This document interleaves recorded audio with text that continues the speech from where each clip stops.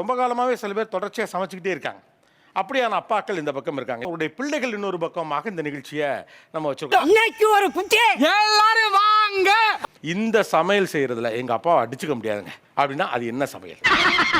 அந்த விஷயத்தை கேக்குறியா? வா சொல்றேன். உளுந்தஞ்சோறுன்னு ஒண்ணு இருக்கு. உளுந்தஞ்சோறு எங்க அம்மா பண்ணா நான் தொட கூட மாட்டேன். அதே எங்க அப்பா செஞ்சு கொடுத்தா அவ்வளோ விரும்பி சாப்பிடுவேன். அது கூட பள்ளிப்பாளையம் சிக்கன் வேற லெவல்ல இருக்கு. வேற லெவலுங்க, நீங்க வேற லெவல். உளுந்தஞ்சோரோட பள்ளிப்பாளையம் சிக்கனா? ஆமா சார். ஆனா அப்பாக்கள் உள்ள வந்தா பயங்கரமா இருக்கு காம்பினேஷன்லாம். இருக்குல்ல. எங்க அப்பா வந்து சப்பாத்தி சுடுற விதத்தை பார்த்தாலே உங்களுக்கு அவ்வளவு ஆசையா இருக்கும் சாப்பிடணும்னு. அப்படியா? என்ன நொப்படியா? நம்பலையா? அப்படி இல்ல. ஒரு தடவை கூட அந்த சர்க்கிள் கூட மிஸ் ஆனது கிடையாது. அவ்வளோ பெர்ஃபெக்ட்டா இருக்கும். 15 நிமிஷம் கூட கிடையாது. உங்களுக்கு சுட்டு தட்டுக்கு ரெடியா வந்துரும். அப்படியே சுட சுட சுட சுட நெய் ஊத்தி அப்படியே சாஃப்ட்டா நாளைக்கு சப்பாத்திக்கு நெய் ஊத்துறாங்க. அவ்வளோ டேஸ்டா இருக்கும். எங்க அப்பா பரோட்டா சூப்பரா செய்வாரு. எங்க பரோட்டா சாப்பிட்டாலும் எங்க அப்பா செய்யற பரோட்டாவை தான் என்னோட மனசு தேடிட்டே இருக்கும். செவரொட்டி தொக்குன்னு சொல்லிட்டு ஒண்ணு பண்ணுவாரு. அதாவது இந்த காம்போ வந்து சூப்பரா இருக்கும். ஏப்பா அப்படியெல்லாம் ஒண்ணும் இல்லையே. ஆக்சுவலி செவரொட்டி வந்து சுட்டு தான் சாப்பிடுவாங்க. ஆனா அது செவரொட்டி வந்து அது ஒரு மாதிரி கிரேவி மாதிரி பண்ணுவாரு. சொல்லும் போது எனக்கு நம்மளும் எங்க அப்பா 10ல இருந்து 15 வெரைட்டி தோசை போடுவாரு. Plain dosa, onion uttapam, plain uttapam. வீட்டில் ஏதாவது சிக்கன்ல குழம்பு செஞ்சாங்கன்னா அதே அப்படியே சிக்கனை போட்டு கறி தோசை, அதுக்கப்புறமா முட்டை தோசை, முட்டையில முட்டை மசாலா தோசை, முட்டையில முட்டை பொடி தோசை. பெருசா போய்கிட்டு இருக்கு.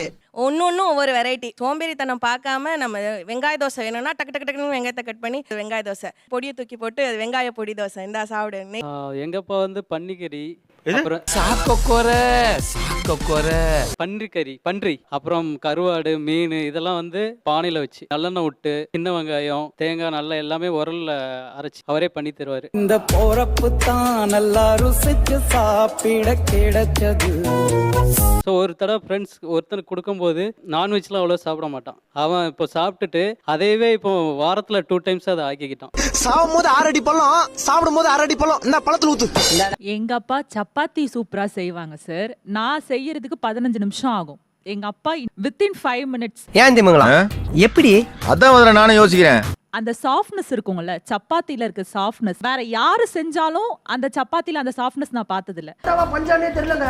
நான் பீனும் நினைச்சாலே பிஞ்சிரும் போல. அவ்வளவு சாஃப்ட்டா இருக்கு. எங்களுக்கு அந்த உருளைக்கிழங்கு மசாலா தான் பிடிக்கும். சரியான ஒரு பக்குவத்துல சரியான அளவு வித்தின் 15 to 20 minutesல எங்களுக்கு ரெடி பண்ணி கொடுத்துருவாரு. என்ன ரைமிங்கா பேசுற? சிக்கன் குழம்பு வந்து வச்சாருன்னா அடுத்த நாள் நம்ம வந்து ஏஞ்சி கையை முகந்து பார்த்தா கூட அந்த வாசனை வந்துட்டு அப்படியே கையிலேயே இருக்கும். வாழை மரத்துலேருந்து வாழை இலையை அறுத்து ஃப்ரெஷ்ஷாக நல்லா சுட சுட சாதத்தை போட்டு அந்த சிக்கன் குழம்பு ஊற்றி சாப்பிட்டோன்னா அப்படி இருக்கும் சார். எனக்கே பசிக்குது இப்ப. எப்ப பார்த்தாலும் சாப்பாடு சாப்பாடு. இனிமேல் சாப்பாடை பத்தி பேசினா வாய் இருக்காது. வாயில கடிச்சு விட நான். அப்பா கொஞ்சம் விஷன் ப்ராப்ளம். பட் ஆனா விஷன் ப்ராப்ளத்தோட சமைக்கிறாரா? Yes sir. பெரிய விஷயம். ஒரு 18 years-ஆவே அவர் வேலைக்கு போவேனா நம்ம வீட்டில் எடுக்கலாம் அப்படின்னு நினைச்சதுலேருந்து அவர் சமைக்க ஆரம்பிச்சிட்டார் சார். அடேங்கப்பா! என்ன சமையல் அவருடைய சமையல் அடிச்சுக்க முடியாது? சில்லி சப்பாத்தி, கொத்தமல்லி மாங்காய் சாதம். எனக்கு இதெல்லாம் மாங்காய் பிடிக்கும், நெல்லிக்காய் பிடிக்கும், நெல்லிக்காய் சாதம். இந்த மாதிரி எனக்கு எது பிடிக்குமோ அது ஒரு சாதமா எனக்கு பிடிச்ச மாதிரி ஒரு இன்னோவேட்டிவான ஃபுட்ஸ். Yes sir. ஃப்ரெண்ட்ஸுக்கு போனாலே காலி ஆயிடும் அந்த மாதிரி.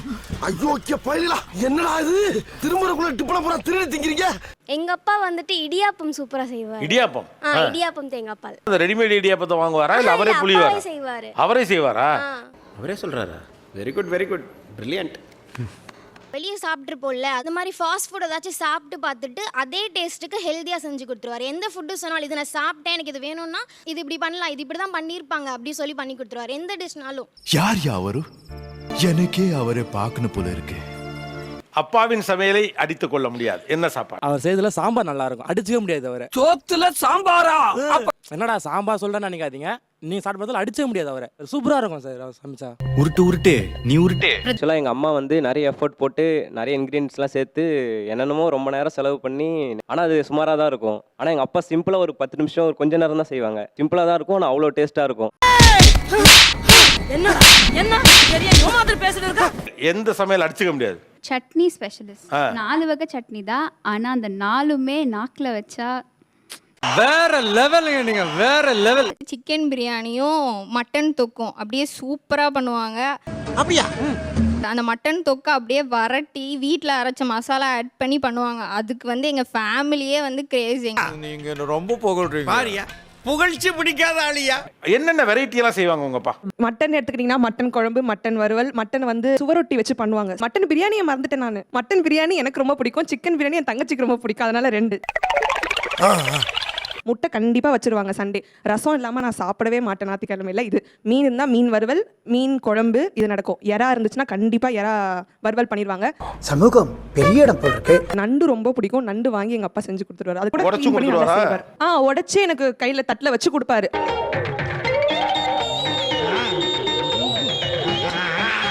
அவர் சாப்பிட மாட்டாரு. வந்து எனக்கு எல்லாத்தையும் வச்சு கொடுத்து, நீ சாப்பிடுமா, உனக்கு போதுமா, என்னால சாப்பிடவே முடியலன்னு சாஞ்சு உட்கார்ந்துற வரைக்கும் அவர் வந்து உட்கார்ந்து எல்லாத்தையும் போட்டுக்கிட்டே இருப்பாரு எனக்கு. லஞ்சுன்னு வச்சுக்கோங்களேன். எனக்கு சாம்பார் பிடிக்கும், என் தங்கச்சிக்கு காரக்குழம்பு பிடிக்கும், என் அம்மாக்கு ரசம் பிடிக்கும், எனக்கு கடலைப்பருப்பு வடை பிடிக்கும். ஐயோ மீண்டும் மீண்டுமா? என் தங்கச்சிக்கு உளுந்த வடை பிடிக்கும். எல்லாமே செய்வாரு. உங்களுக்கு சமைச்சு போட்டது ஹோட்டல் வச்சிருந்தா கோடீஸ்வரர் ஆயிருப்பாரு போல இருக்கே. ஆமாப்பா ஆமா.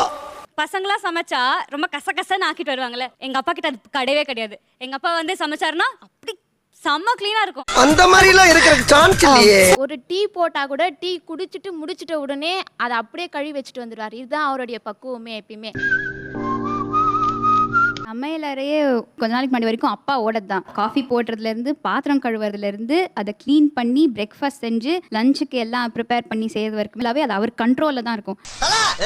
உன் கை பட்ட உடனே இங்க பாத்திரமெல்லாம் வெள்ளி பாத்திரமா மின்னுது தல. செருப்பு பிஞ்சிரும். நான் என்ன நினைச்சேன்னா அப்பாக்கள் சமைக்கிறப்போ ஒரு பேச்சுலர் சமையல் மாதிரி இருக்கும்.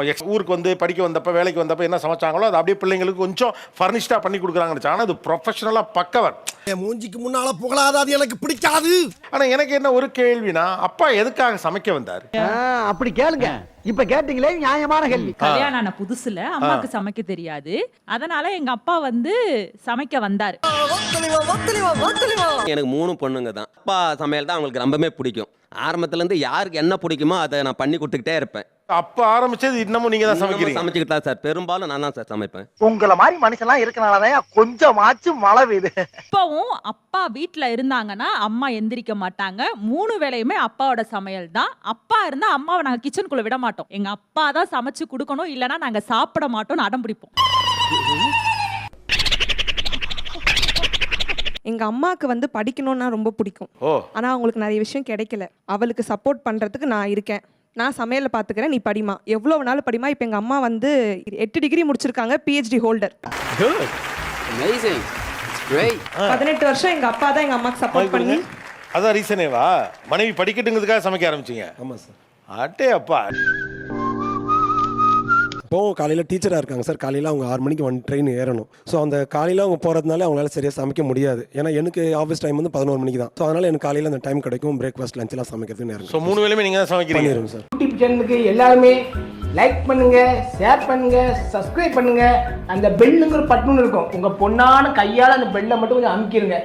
Thanks lot. நிகழ்ச்சியில் கலந்து கொண்ட அனைவருக்கும் கோபிநாத்தின் நெஞ்சார்ந்த நன்றிகள். மீண்டும் இன்னொரு சந்தர்ப்பத்தில் பேசலாம். நன்றி, வணக்கம். சந்தோஷமாக வீட்டுக்கு செல்லுங்கள். நன்றி, வணக்கம்.